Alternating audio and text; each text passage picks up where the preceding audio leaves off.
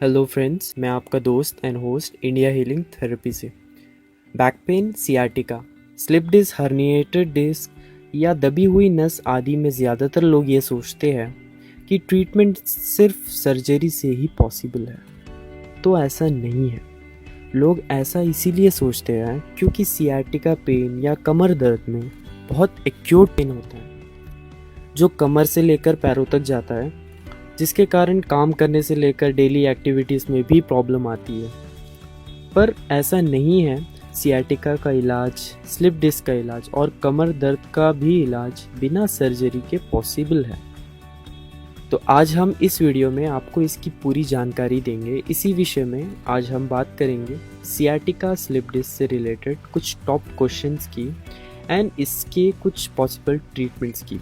ये सारी क्वेश्चंस जो आपके डिस्प्ले में शो हो रही है, इसमें से एक क्वेश्चन जो आप बार बार मुझसे पूछते हैं, क्या स्लिप डिस्क से हुई सियाटिका नर्व कंप्रेशन में रिलीफ पॉसिबल है?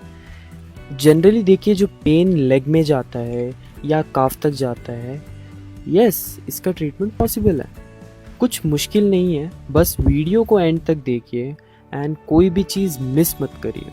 सभी चीज़ें बहुत इम्पॉर्टेंट है। चलिए तो फिर शुरू करते हैं। स्लिप डिस्क सियाटिका क्या और क्यों होती है? जनरली बहुत लोग बोलते हैं कि सर हमें डायरेक्ट ट्रीटमेंट बताइए और इन चीज़ों को मिस कर देते हैं। फिर उनका क्वेश्चन आता है कि सर क्यों ठीक नहीं हो रही है? इसीलिए ये क्या और क्यों ज़रूरी है, इसे जाने बगैर ठीक नहीं होगी। चलिए चलते हैं। 90% सियाटिका जो है लोगों को स्लिप डिस्क या हर्निएटेड डिस्क की वजह से होती है।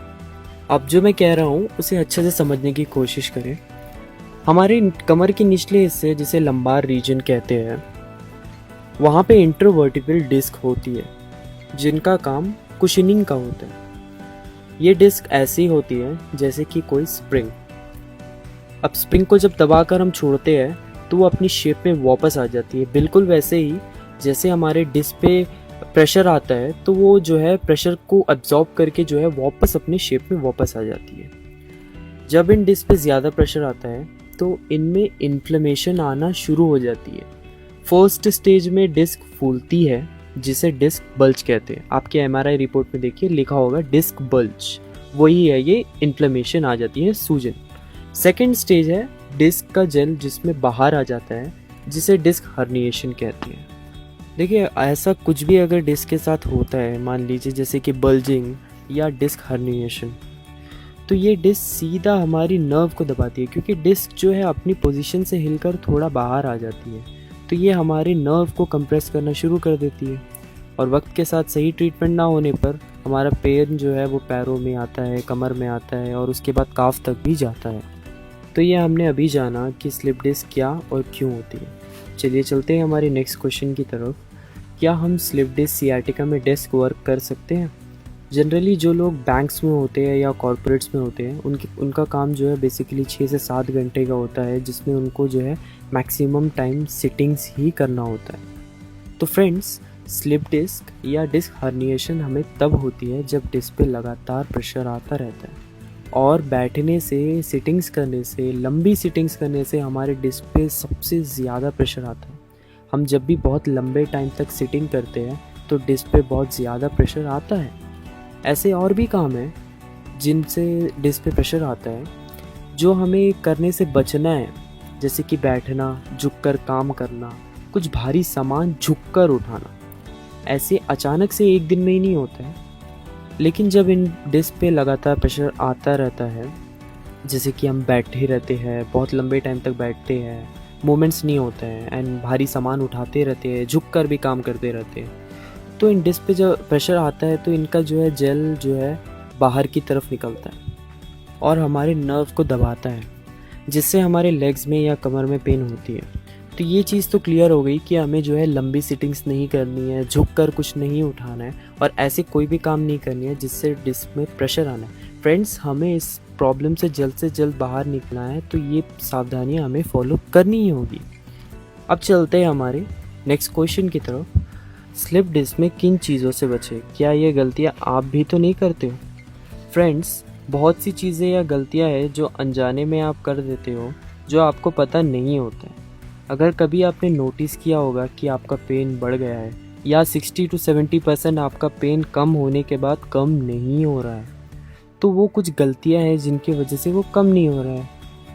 5 कुछ इम्पॉर्टेंट पॉइंट्स है जो आज यहाँ हम डिस्कस करेंगे। फर्स्ट है, आपको लॉन्ग सिटिंग्स नहीं करनी है। जैसे कि पहले भी बताया गया है कि सिटिंग्स करने से आपका पेन बढ़ेगा, क्योंकि लॉन्ग सिटिंग्स में हमारे इंटरवर्टिबल डिस्क पे जो प्रेशर होता है वो 5 गुना तक बढ़ जाता है। तो लॉन्ग सिटिंग्स अगर आप करते हो तो आप हर 15 मिनट बाद उठ जाएं और वॉक करें और ज़्यादा लंबे टाइम तक एक ही जगह पर बैठे ना रहें। सेकेंड पॉइंट, कुछ भी कमर दर्द वाली एक्सरसाइज आपको नहीं करनी है। अगर आप YouTube पे देखें तो एक्सरसाइज की बहुत वीडियोस हैं। किसी ने प्रॉब्लम को बिना समझे एक्सरसाइज बता रखी है और किसी ने पहले ही हैवी एक्सरसाइज बताया हुआ है।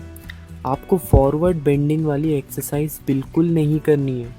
गलत एक्सरसाइज से आपका पेन सीवियर भी हो सकता है। तो अगर आपको कुछ आराम मिल भी रहा है तो हो सकता है वो टेम्परेरी हो, क्योंकि फ्रेंड्स, एक्सरसाइज से स्लिप डिस्क सियाटिका कम्प्लीटली ठीक नहीं होती है। ये उसका एक पार्ट है। आपको इस प्रॉब्लम से जल्द बाहर आना है तो हमें ये चीज़ें फॉलो करनी ही होगी। थर्ड पॉइंट, गलत चीज़ें लेने या करने से बचें।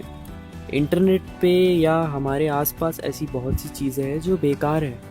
यूट्यूब पे कहीं कोई मशीन बेच रहा है तो कहीं पे कोई हथौड़े से डिस्क को ठीक करने की बात कर रहा है। इन चीज़ों से बहुत दूर रहिए, क्योंकि साइंटिफिकली ये सारी चीज़ें पॉसिबल नहीं है। फ्रेंड्स, इसमें सिर्फ आपकी सेहत के साथ मजाक और पैसे ही बर्बाद होंगे। चलिए चलते हैं फोर्थ पॉइंट की तरफ। आपको रनिंग नहीं करनी है। जब हम रनिंग करते हैं तो डिस्क पे प्रेशर आता है। प्रेशर को हमें डिस्क पे आने से बचना है। फ्रेंड्स, रनिंग बहुत अच्छी चीज़ है और एक अच्छी एक्सरसाइज भी है, लेकिन ये एक्सरसाइज आपको तब करनी है जब आप 100% ठीक हो जाओगे। फिफ्थ एंड लास्ट पॉइंट, भारी सामान आपको नहीं उठानी है। भारी सामान उठाने से भी डिस्क पे प्रेशर आता है, जिससे पेन बढ़ने के चांसेस और भी बढ़ जाते हैं। फ्रेंड्स, हमारा मेन मिशन होना चाहिए कि हमें इस प्रॉब्लम से जल्द बाहर आना है, और इसके लिए आपको ये 5 सावधानियाँ आज से ही फॉलो करनी होगी, तभी आप जल्द से जल्द ठीक हो पाओगे। चलते हैं हमारे नेक्स्ट क्वेश्चन की तरफ, जो कि हमारा 5th क्वेश्चन है, स्लिप डिस्क कैसे ठीक होगी। Home treatment of sciatica.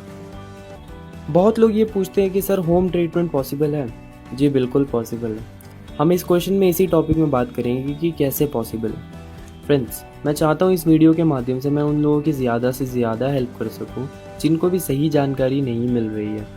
इस वीडियो को अपने व्हाट्सएप ग्रुप एंड आपके सारे फैमिली एंड फ्रेंड्स से ज़रूर शेयर करें। चलिए शुरू करते हैं। सियाटिका की होम ट्रीटमेंट में बहुत सी चीज़ें मैटर करती हैं, पर कुछ सबसे इम्पॉर्टेंट मैं यहाँ आपसे बताने वाला हूँ। हम यहाँ कोर्स को पूरा डिटेल में नहीं डिस्कस करेंगे, क्योंकि वीडियो लंबी हो जाएगी। वो आपको अलग से मिलेगी वीडियो के एंड में। फर्स्ट है रेस्ट, जो इसमें बहुत इंपॉर्टेंट रोल प्ले करती है। आपको स्पेसिफिक टाइप ऑफ रेस्ट करनी होती है। जनरली हम बेड पे लेटते हैं तो कुछ डिफरेंट स्लीपिंग पोजीशंस होती है जिसमें हम सोते हैं, मगर उसमें से एक ऐसी स्पेशल पोजीशन है जिसमें अगर आप लेटोगे तो आपके कमर की डिस्क की प्रेशर कम हो जाएगी, और जब आपका डिस्क रिलैक्स हो जाएगा तब आपका बॉडी भी उसे ठीक करना शुरू कर देगा।